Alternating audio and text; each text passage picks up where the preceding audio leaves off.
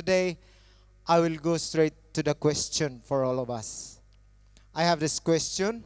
Have you been seeking for something that seems unsearchable? Have you? Have you been seeking for something that seems unsearchable? Bagay, tao, ah, dreams. Kukwento ko lang po muna. Noon pong ako'y elementary, doon po nagumpisa yung aking pangarap. Nangarap ako kung ano ako sa paglaki ko.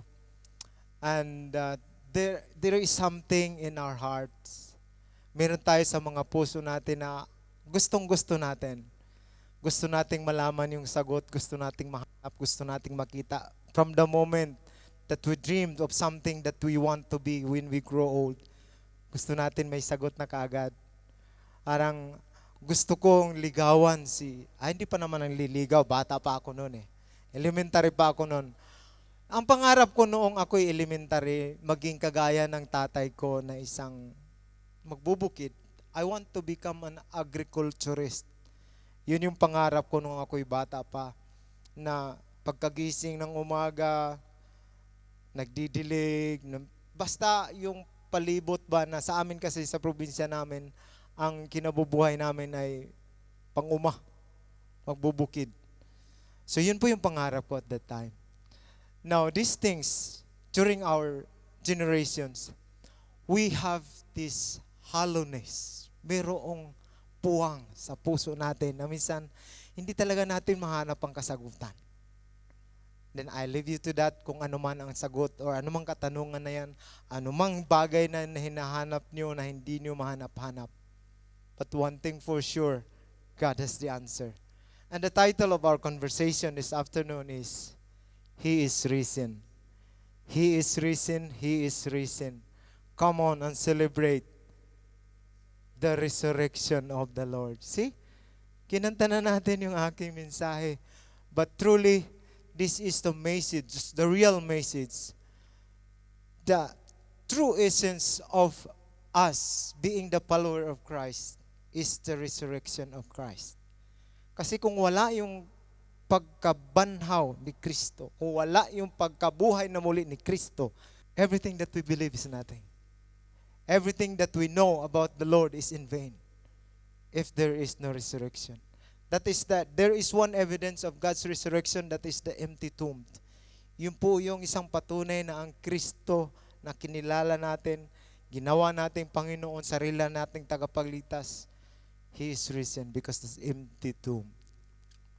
And one significance of the resurrection is tayo na naipapamahagi at nakikita natin na, oh Lord, Ikaw ang kasagutan ng mga bagay na hindi ko maunawaan. Amen? And this is the main text na ating pag-uusapan. This is in the book of Luke chapter 24 in between 5 and 6. It says, Why do you look for the living among the dead? He is not here. He has risen. Alam mo kung sino nagsabi nito? Angel ang nagsabi nito. Dalawang angel ang nagsabi. Then as we go along, maunawaan at babahagi ko po sa inyo kung bakit yan ang klaseng tanong at bakit nasabi yan. Then we go all along to that kind of question and statement. And I have made this principle, truth, maybe some of us would say na pabaon ko sa inyo na isang idea, statement, and I have made this.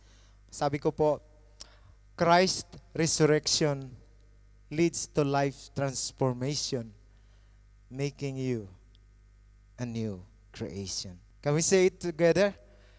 Christ resurrection leads to life transformation, making you a new creation. How does it apply to you personally ngayon na nakikinig o binasa niyo itong statement na ito? Anong dating sa iyo ng pagkabuhay na muli ni Kristo?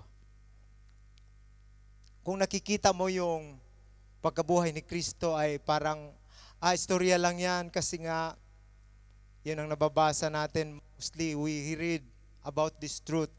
Yun lang ang paniniwala natin. Yun lang yung pumasok sa isip natin na nabuhay mo lang. Nabuhay na mo.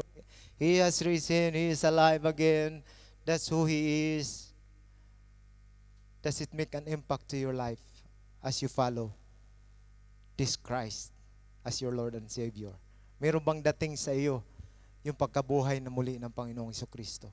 And what it is? Ano yung tumino sa isip mo nung naalala mo na ang pagkabuhay na muli ni Kristo? Ang siyang basihan ko kung bakit ako nagbago. Ang siyang basihan ko kung bakit kailangan kong ipagsabi na nabuhay na muli si Kristo. Siya ay Diyos na buhay. Karamihan sa atin naniniwala na ang pagkabuhay na muli ni Kristo, I don't know if some of us have this kind of thinking na ang pagkabuhay na muli ni Kristo ay isang real lang noon.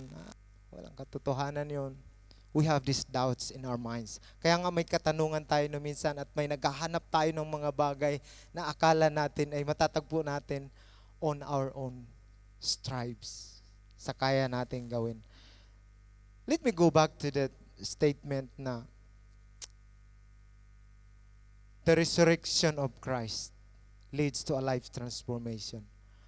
Paano ka nabago nung nalaman mo itong pagkabuhay na muli ni Kristo? Marami kasing mga bagay, marami kasing nangyayari sa buhay natin as we follow along na minsan hindi natin sineryoso. Kaya nga yung question ko na seeking something that seems unsearchable, we have these ideas kasi na nakikita lang natin dito sa mundo ang lahat ng kasagutan.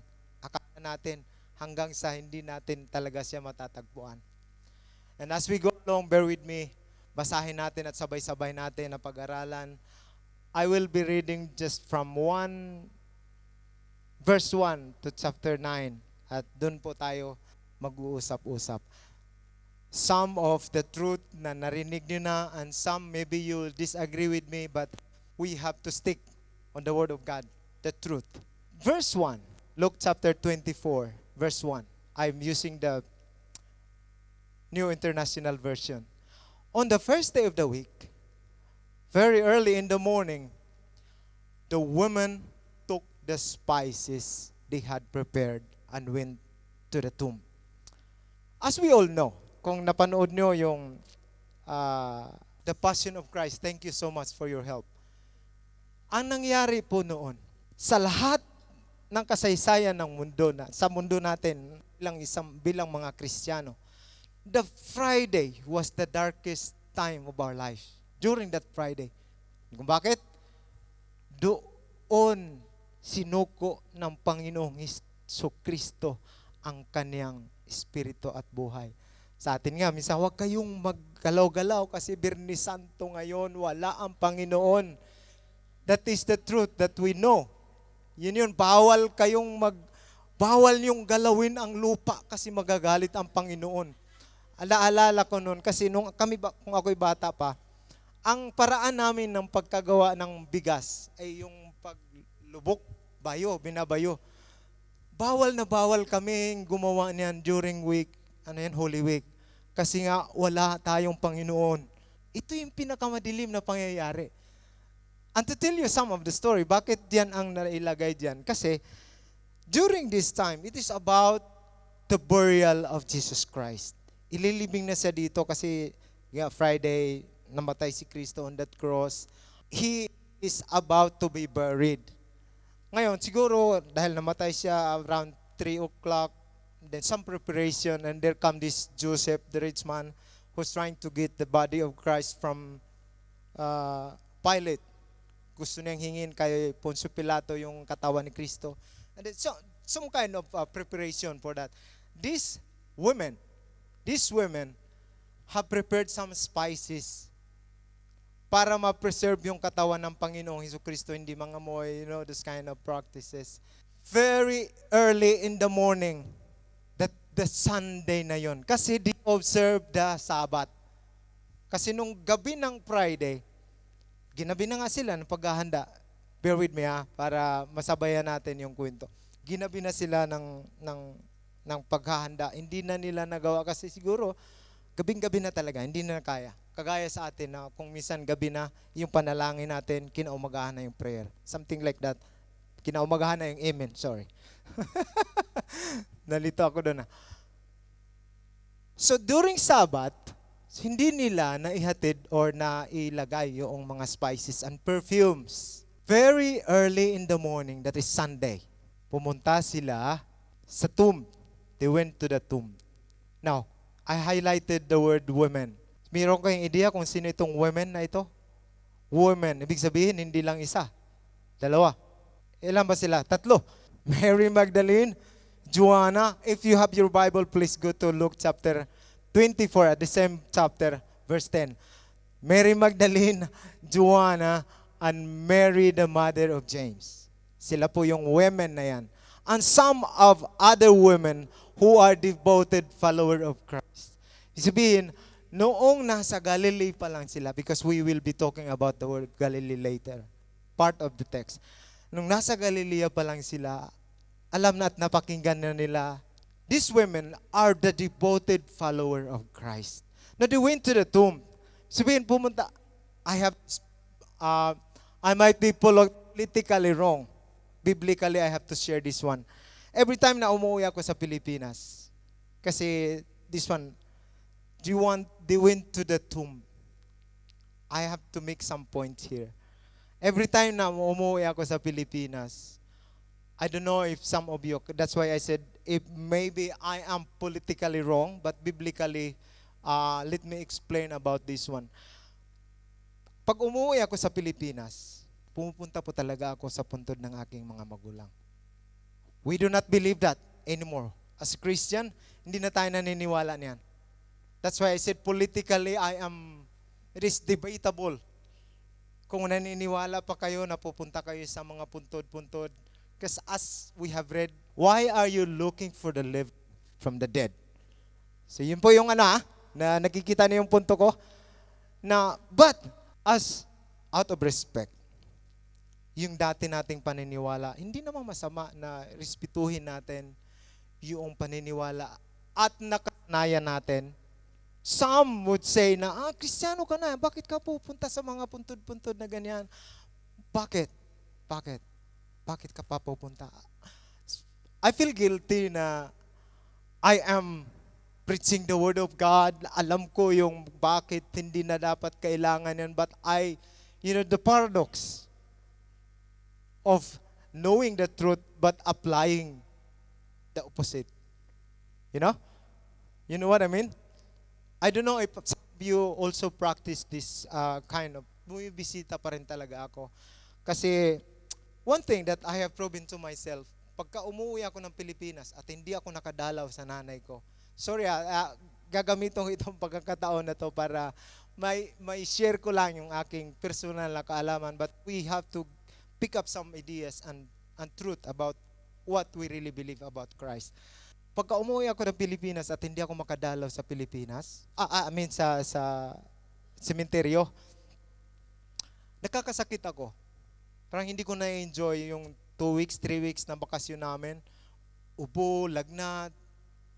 Before, ganyan ako umuwi. So, I do not really enjoy sa bakasyon ko kasi sa bahay lang, kasi nga ubo, sipon, hindi makagala. But, after mga 2016, 17, that time, kasi namatay ang nanay ko 2015. Then after 2 years na uwi ako, yun ang nangyari. Tas 2017, dumadalaw na ako sa puntod. And then, God is good dahil, although hindi ako naniniwala, but every time pupunta ako pinaplano ko na bago kami lalapag, pupunta sa bahay namin sa Davao, pupunta sa amin sa Agusan, diretso ka agad yan sa sementeryo.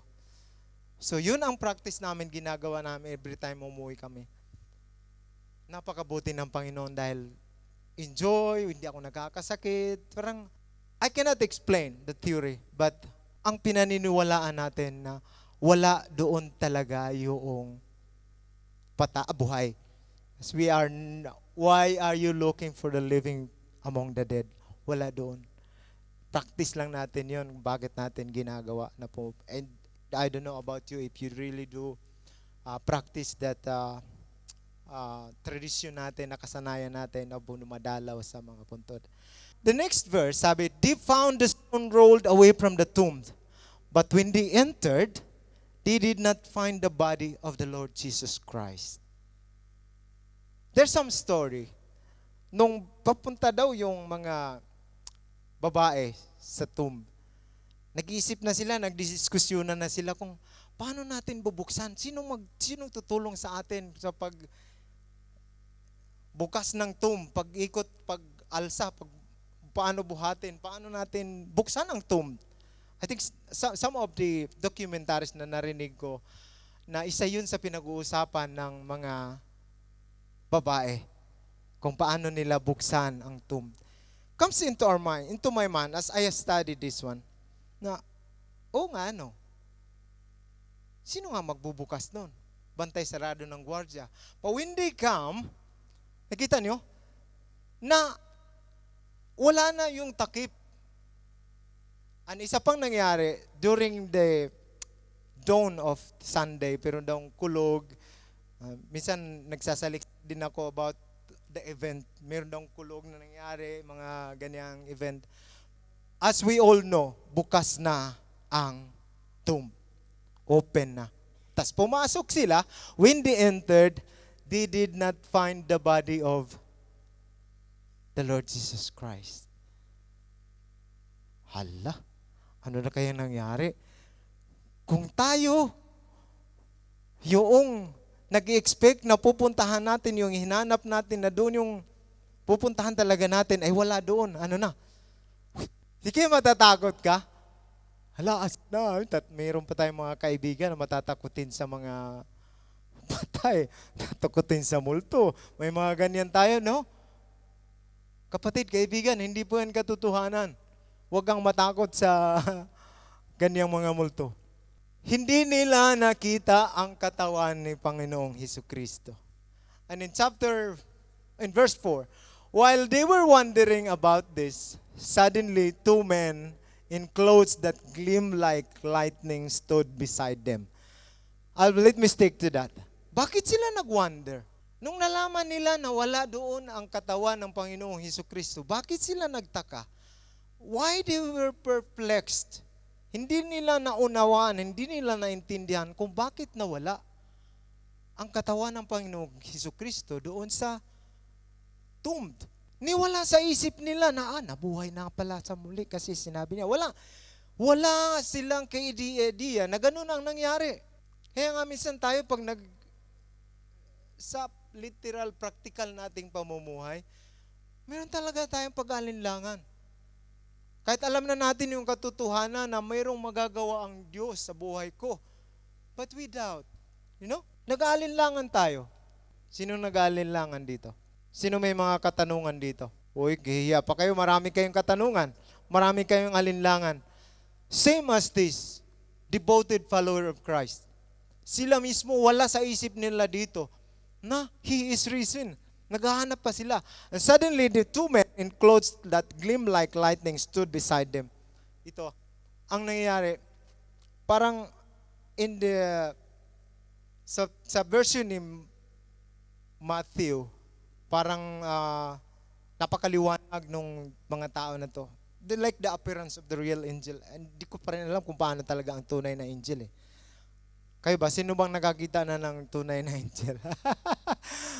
Sometimes I believe na mayroong pagkakataon na one of my testimony also. Nung una po akong tumanggap ng Panginoong Hesukristo, personal kong karanasan ito na talagang na-slain ako, wala akong nararamdaman.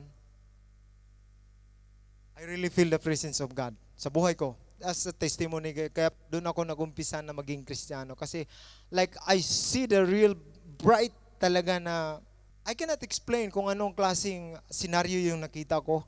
At after mga 10 minutes, I was surrounded by many people. Because this happened when we went to the crusade sa atin sa mga probinsya, uso sa atin yung krusada. The pastor at the time was a black man, and he was preaching and praying in the pulpit. Like, I was few blocks away from the stage, and I was slain, falling down on the floor. Wala talaga akong nararamdaman. And true enough, this kind of gleam like lightning, nakita ng mga angel na to, that's true. If you really feel and experience the goodness of God sa buhay mo, na magpapakita siya sa'yo na, I am the Lord your God whom you are serving, papapakita niya sa'yo yung hindi mo maipapaliwanag na senaryo. So, ganun po ang nangyari. So, itong angel na to, dalawa, ang tumayo sa kabtalat sa tabi ng ng mga babae. At sabi, in their fright, the women bowed down with their faces to the ground. But the men said to them, why do you look for the living among the dead? See, noong time na nag-aalinlangan sila, nagtataka sila, they wondered, bakit nawala ang katawan ng Panginoong Hesukristo doon sa kanilang pinuntahan. Hindi sumagi sa isip nila na siya ay nabuhay na muli. Hindi nila nalala kung ano nangyari. And sometimes, tayo ganyan. Kakalimutan natin na mayroon na palang nagpaalala sa akin na huwag ka na yan, huwag mo na gawin yan. Hindi dyan ang hinahanap mo, wala dyan. They bowed down their faces to the ground. I don't know if they realized na, oo nga, naalala ko na. Then we have to go along. He is not here. He has risen. Remember how he told you while he was still with you in Galilee? He is not here. He has risen. Kadalasan sa buhay natin ganyan. Sa may mga asawa, sa may mga anak, sinabi na ngang huwag gawin yan, ginagawa pa rin, nakalimutan na yung usapan. Kaganda-ganda na ng plano. Pag-uwi natin, kami ni Mrs., pag-uwi natin, ganito, ganyan. May mga plano na, may mga senaryo na dapat paggastahan. Subalit, taliwas sa ating napagkasunduan, iba yung nangyari. Bakit? Sinabihan na kayo eh.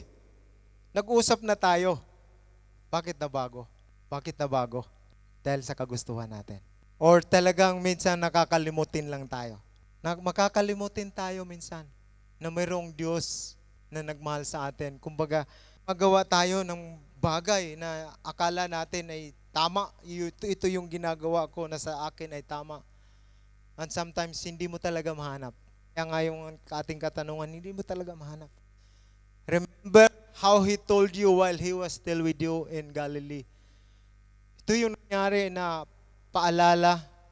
Matatagpuan niyo rin sa Luke chapter 9, verse 22, if you can go to your Bible.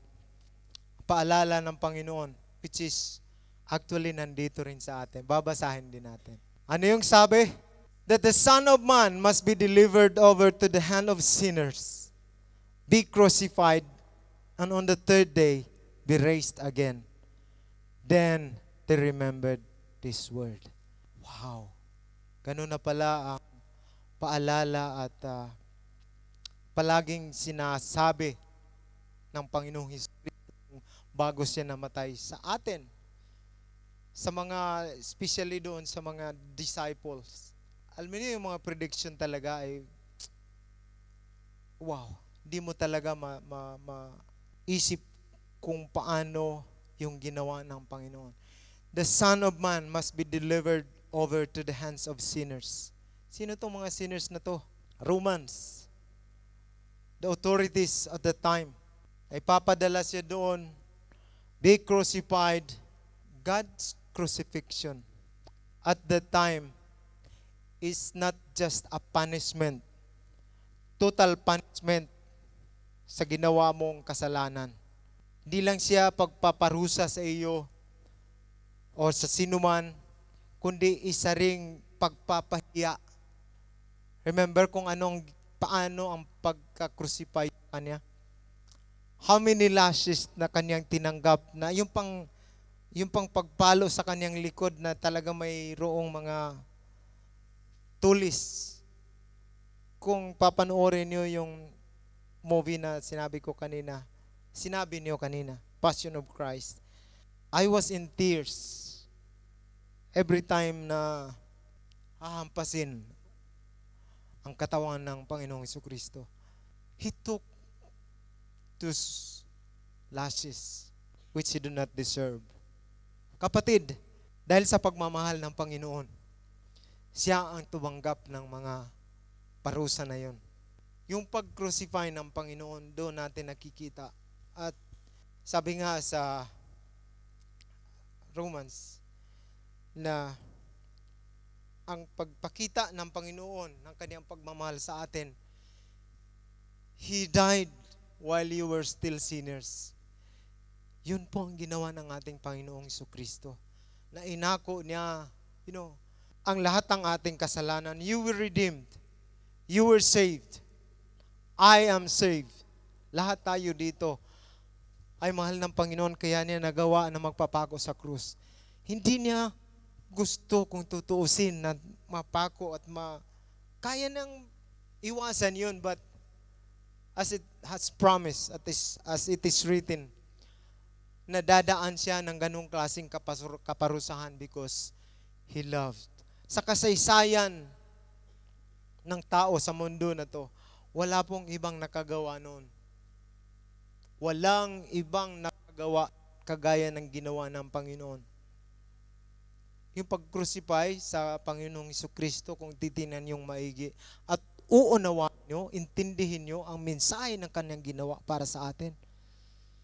Tinubos niya lahat. Kahit tong mga generations to come, He have done it once and for all. Kung babalikan ko yung text that He is not here, He is not here. Di po ibig sabihin na nagliwaliw ang Panginoon. Like what some priest or practices na naalala natin na ginagawa yung offering every year, ginagawa yung mga pagsasakripisyo every time they make mistake. Like some of us, kagaya sa atin na kung minsan tayo ay nagkasala, pupunta ako ng church kasi nagkasala ako. Pupunta ako sa isang lugar dahil mayroon akong hindi nagawa tama. But God shed His blood for all our sins. Kapatid, kung alam mo na ang pagkabuhay na muli ni Kristo mula doon sa kamatayan na yon ay para sa iyo, dapat nating ikatuwa. Dapat tayong masiyahan. Not in a sense na nasiyahan dahil tinubos ako ng Panginoon. Lord, salamat sa ginawa mo sa akin. I don't deserve it. Actually, hindi natin deserve ang tumanggap ng redemption of Him being crucified on that cross, of Him being mocked, dinuraan, kung ano-ano ang pagpapahiya sa Panginoong Jesucristo doon sa cross. That is because of our sin. Yun ang ginawa ng Panginoon as His demonstration of His love toward us. Then they remembered this word. When they come back from the tomb, they told all these things to the 11 and to all the others. Bakit 11? Ito yung 12 disciples. Natanggal na kasi si Judas. So 11 na lang. Subalit napalitan pa rin yan ng 12 pa rin sila because it's one another. And tell all the others. Kapatid, kaibigan, sa ginawa ng Panginoong Jesucristo doon sa cross ng Kalbaryo, at nalaman mo sa isip at puso mo na iyon ay para sa iyo.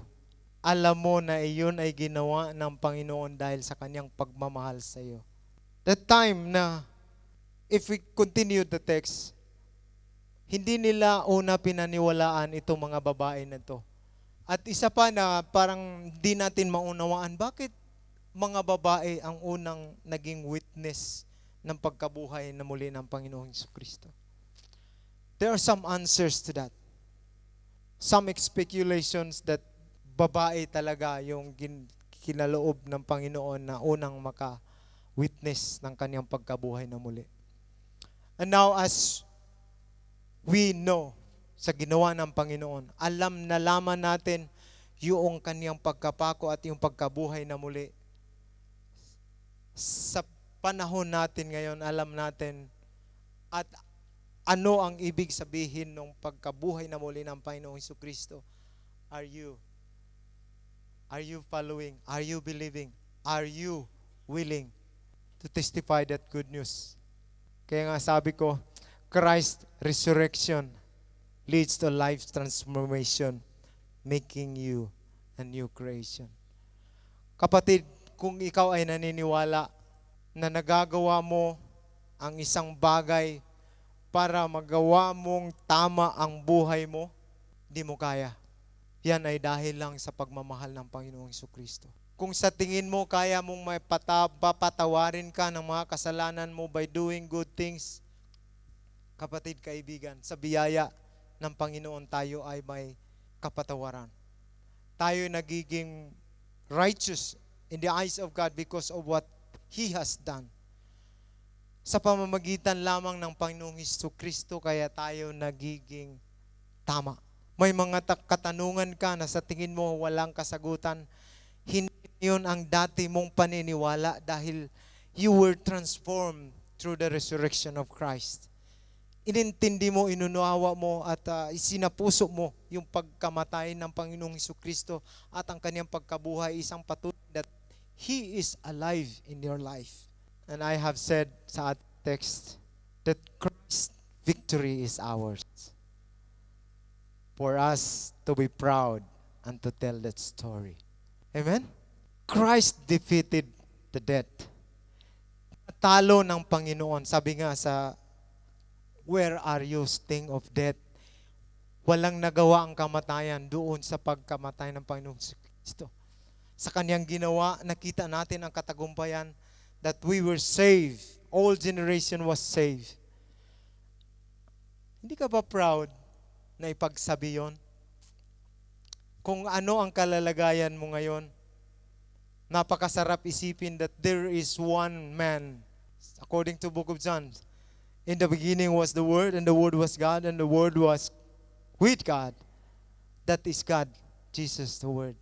Kaya yun tayo bumabalik sa mga salita ng Panginoon at naalala natin that Christ's victory is ours. Atin yung katagumpayan. Kasama na tayo. We were resurrected with God. Dahil sa ating mga kasalanan, binago na tayo ng Panginoon. Sabi nga sa 2 Corinthians 5:17, that you are now a new creation. You are a new creation. Binago ka na ng Panginoon through His deeds on the cross. Christ's victory is ours for us to be proud and tell that story. Ipagsabi mo, kapatid, na ikaw ay naligtas ng Panginoon. Ikaw ay pinalakas ng Panginoon. Can you say to your seatmate, you were saved. You were redeemed. You were forgiven. Dahil sa ginawa ng Panginoong Jesucristo doon sa cross. Dahil sa kanyang pagkabuhay na muli, nagkaroon tayo ng buhay na masaya. In Him there is an everlasting life. For God so loved the world that He gave His only begotten Son, that whoever believes in Him have everlasting life. God has prepared something for us. Napakagandang ipamahagi yung good news. That is really a good news. The Word of God is a good news. Ipamahagi natin. I have this application for all of us. Sabi ko nga, na be a witness to Christ victory. Kapatid, kaibigan, ipamalita mo na ang ginawa ng Panginoong Jesucristo na ikaw ay niligtas na, that you were redeemed, you were forgiven, you were raised again. Kung ikaw ay dating mayroong mga maling gawain, napatawad ka ng Panginoon, binago ka ng Panginoon, sa pamamagitan ng pag-ibig niya, you are alive again. Be a witness to Christ victory.